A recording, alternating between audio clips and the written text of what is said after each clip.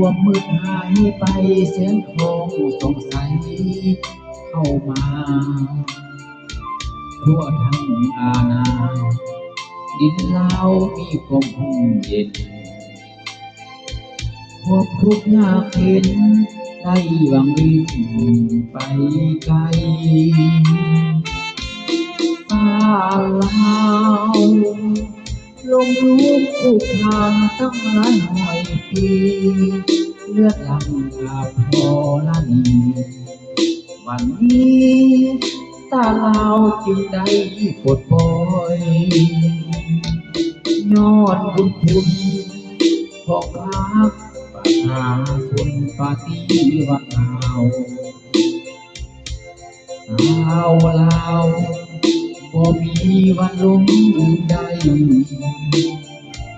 ตลอดชีวิตขออุทิศไว้นำพักเฮา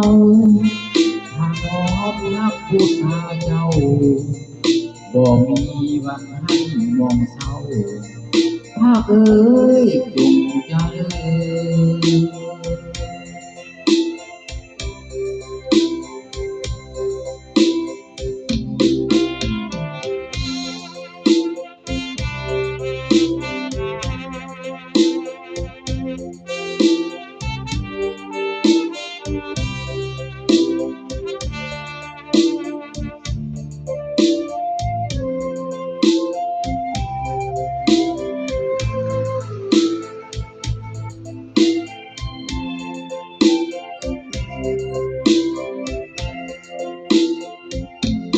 นอนบุญคุณของพักทางคนปฏิวัติลาวบ่มีวันหลงลืมใด